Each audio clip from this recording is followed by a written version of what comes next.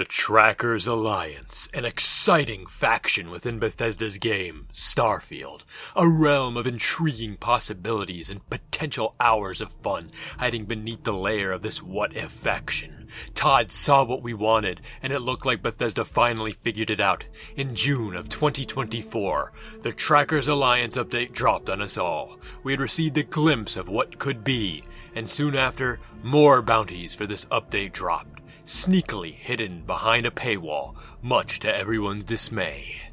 This felt like a new way to enjoy the game. The Trackers Alliance showed that Bethesda might have actually known what this game needed. What followed shortly after, however, was disappointment. Each mission was paid for. You didn't get just one major questline all at once. No, you had to scrounge for scraps to purchase each individual bounty. It was evident that Bethesda had just another opportunity and squandered it as per usual. So I'm going to figure out if this update was what the game truly needed to feel different. If it was truly enough to dig out of this hole in which it had dug itself. And I'm going to also ask you to leave a like on the video and tell me if you enjoyed the Trackers Alliance questline. I'll leave a heart, like, and reply on every comment, even if you say my opinions are stupid, and I deserve to be shot into the sun. Subscribe because I got more Starfield videos to put out as well. Thank you. Now, the DLC is triggered not by finding the quest giver, but the quest giver finding you. The easiest way to have her find you is just going to New Atlantis, but she will pop up on the most random planet sometimes. I've had her show up on a complete ice ball while hunting for the artifacts. This woman, a Trackers Alliance agent, will say she's been following you for quite some time and says your achievements are noteworthy. This, however, is a load of barnacles you had just warped into this universe from the Unity. I don't think Bethesda really bothered coding in any different triggers, so that this is what we get. It's just lazy slop. She tells us that the Trackers Alliance is looking for someone like me, and I should talk to this mysterious agent number one. Get it? No one, number one? No one? Haha, clever. The appropriate response is just to tell her to buzz off, but of course it's Bethesda and Starfield, so you're just going to get the questline anyways. Well, I use the term questline very loosely. See, this update is just a bunch of random side missions with no real interconnecting story, or at least from what I gathered, except the first and the last mission. So as you can tell, this video is really short compared to what it otherwise should be, and that's for two reasons. A, I was really sick for 2 weeks. And B, I didn't realize this was a Creation Club exclusive thing until after I did the first mission, and I was wondering where the hell the other missions were, and I don't have them. So anyways, to start this quest, you have to head on over to Aquila City. This version of Andreja smells chunks in the air of Aquila and hates it. The smell of lumber, crops, and chunks? Yes, that is chunks. No, it's not really related to the update at all, but I thought it was noteworthy because of the flowing storyline of the series or whatever. No, the Trackers Alliance HQ is right in the middle of the city. A bit of an odd place to put it, don't you think? You're some hyper well-known system of bounty hunters. You think someone with a criminal history and a grudge would just decide this place wouldn't deserve to exist. Yeah, you just advertise it right in front of the door. Surely that won't spell doom. And considering the Freestar Collective, security in Aquila City is garbage, concerning you have to deal with a bank robbery the second you walk into the city. Yeah, this is a bad place to put it. When you step into the Trackers Alliance HQ, there's a scripted argument between a guy named Roach and number one, whose identity remains a secret. They're arguing about who knows what. It's just an argument for the sake of creating tension for the player to hook them into the DLC and get them engaged into the world of the Trackers Alliance. What it did for me was punch me in the face with setting up number one as this cool, calm, and collected guy, and Roach is some cliche, hot-headed guy who has no business being in this business. He just comes across as a dick and someone I do not want to be stuck doing a mission with. Oh, I'm going to have to do a mission with this guy, huh? Well, the HQ itself is just another typical Aquila City building with lots of wood and stone. It's cool inside, I guess. There are 2 floors where the upper one is the main hub, and the lower one has the bar and a guy who will exchange stuff for Astra. Yes, Astra, the currency of this DLC, kinda. You get Astra from boss chests all across the Starfield world. They're worth 5k each, and there's a guy inside the Trackers Alliance HQ who will exchange 1 to 3 for various pieces of equipment. They're completely random, so you're probably getting dookie, and that's what I did even though I exchanged 3 pieces. This man thinks Astra a currency of over 100 years ago is going to come back one day. And 100 years ago, what the hell? Well, I'm not exactly sure how big it's supposed to be because Starfield doesn't really give you a reference, and I didn't drop any on the ground. And I don't think anyone else had this idea either because I couldn't find any images on Google about it either. Not like it matters because this just seems very impractical for a currency just 100 years pre-Starfield. Surely they would have discovered something more practical like paper money or, credits or something. Who knows though, really. Also, it's weightless and apparently can be taken into a new universe with New Game Plus, so that's nice, I guess. Free money. For me, all the gear I got from it was useless. I mean, I only tried it once, but I don't feel like getting a million Astra to roll for guns or good equipment over and over and over when X-Tech exists that I can modify my guns. I'm not going to anyways, but hey, yeah, great. So let's talk about Roach. Roach is the guy who was arguing with number 1. He's a very angry man, and his last job went awry when a rookie like myself messed up his streak of catching his targets. He had the record, and it just went poof because a rookie just got hot-headed. Well, that sounds familiar. He volunteered for the job to help the rookie, and for some reason, his guy messing up last time means he has to come with me this time on the grand adventure for whatever my next mission will be. I'm sure this is going to be very angry, then slowly growing into liking me over the course of the mission until he's chill. Yeah, that's exactly what happened. Now, this number 1 guy, if it were more fleshed out, like typical Bethesda decided to just let it be a secret. Now, this could be a good thing, or it could not be. It really depends on how you want to look at things. For some, number 1 being no one, having no identity is clever and works well, but for others who are used to this grinding our way to the top of factions and having compelling storylines, well, this might be a little jarring. The number 1 situation won't get any conclusions either, as Bethesda considers this DLC finished. My guess is Starborn, perhaps Noel as a Starborn or something, because it has kind of the voice you could tell.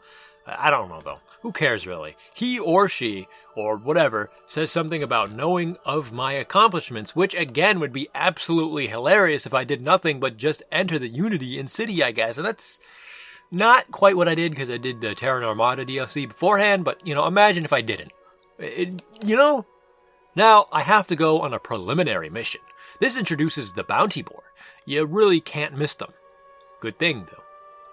But you can miss the little arrows to scroll, but whatever. There's one singular mission for us right now. Target, Hannibal Eutropio. Mission name, the Starjacker.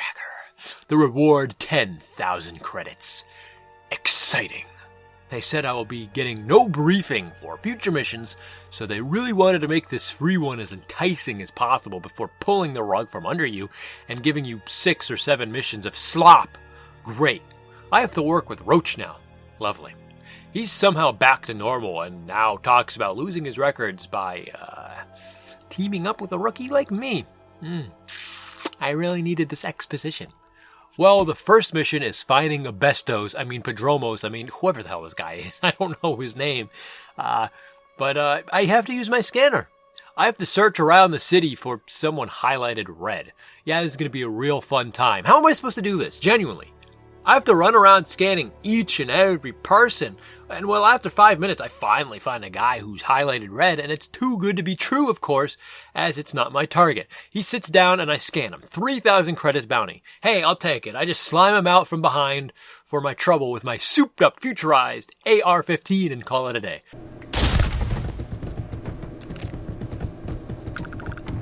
I really do search and search and search, but can't find Adrastos anywhere.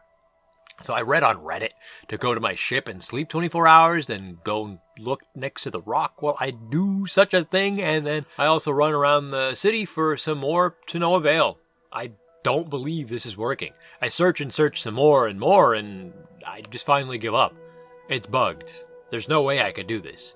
I feel bad for console players who can't really do anything for situations like this. For me, though, I open up the console and console command him to me because I've successfully been looking for a long time now.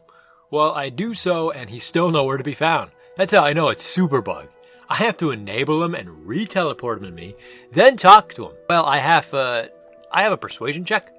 for something here. I don't know what it is. I don't quite remember. It's not in my notes, but I fail it right at the end, so oof.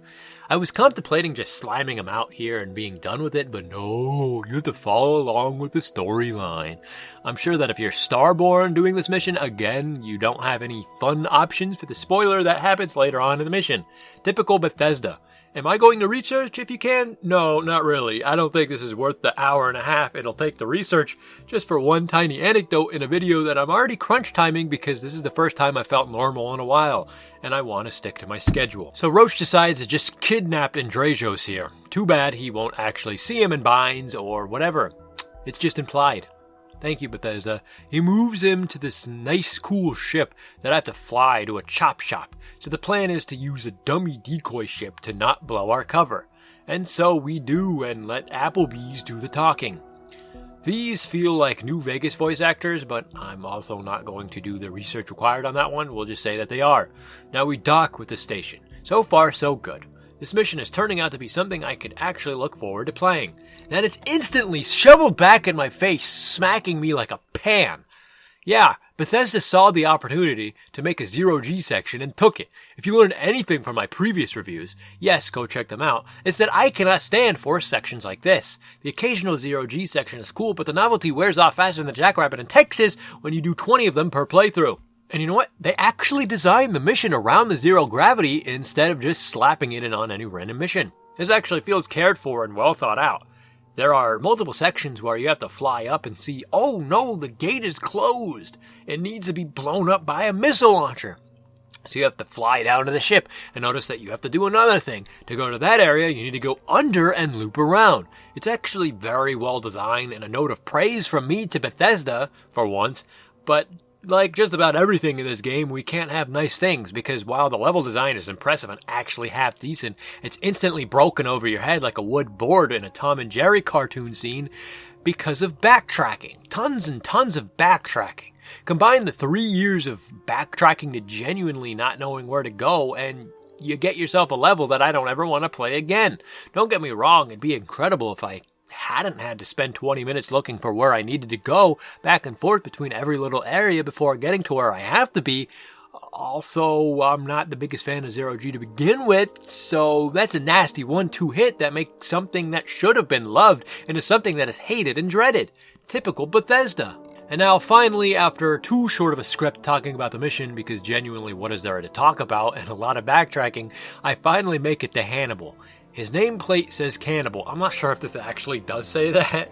It's just what my notes said, and I wrote them on June 2nd, and I'm writing this on June 9th. And again, first time I felt normal in a while, so I'm not exactly sure what the hell I was going on about, so whatever, we'll just go with it. Cannibal here pleads for his life, saying he's not actually Mr. Lecter. Well, the real Chesapeake Ripper turns out to be the guy that we had in the ship, and since he was just tied up with literally no one watching him, he slipped out of his binds and decided he's stealing the ship and leaving us on the station. No, seriously, how did this oversight pass through us? He had to knock out Andreja or something. You know, this bit of story makes no damn sense. Why didn't Roach hang back and watch him? Why was Andreja knocked out? Seriously, what the hell is going on here? Well, Lloyd Wyman over here decides to be nice and leave us some stuff for some reason. It's in a boss chest at the end of the dungeon. The gear he left looks like AI-generated greeble-slop of a fireman's outfit. And the stats are stinky. Yeah, I'm not picking that up, lol. The next rewards are some Astra, yeah, okay, nice, and a custom cutter. Yeah, right, this is fire. I get to throw away the default cutter the game gives me and replace it with this one. So if I ever need to use a cutter again, I know which one to use. Maybe. Who knows if it actually shows up in your scanner. That'd be cool, but I'll just put it down as a maybe because who knows if Bethesda actually lets you have fun. And again, I'm not researching because it's the first time I felt normal in like 2 weeks. So now we go back to the Alliance HQ. Roach tells me he wants me to tell number 1 about this. Well, I say, nah, I lie. Again, vague notes here, and I don't recall exactly what I say in-game, but I'm sure it was me being a snarky dickhead for the sake of it. Sounds like something I would do. Roach then goes on and endorses me, fulfilling his character arc fully now, from the asshole who doesn't want to go on the mission with a rookie to fully embracing me. Now it's time for me to pick a nickname. this is to protect my identity or something. Who fucking knows? All these options are cringe, so I just go with Blitzkrieg. Some crazy word. Now I walk through the rest of the HQ and see a guy named King talking about loving being a tracker. How about you track your fucking calories, big guy? There's people talking about Astra in the basement. Now this is a perfect way to railroad the player into using Astra. Actually, really neat detail about Bethesda actually doing something for the player's benefit here. Good work! Andreja hits me hard about talking about the Terran Armada DLC. Again, it's not really related to the Trackers Alliance. It's just something I didn't expect it and found neat, and because storyline or whatever. Anyways, back to the DLC here. This is where the creations come in.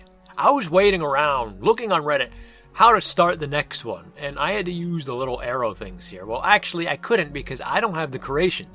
See, I thought I had purchased the whole bundle here, but I guess I didn't because I never purchased any creations. I locurculently don't got the cash for that since I have the premium edition that gives me the DLCs for free, and even if I did have the cash and could afford it, well, would I really put it into Bethesda's creation store?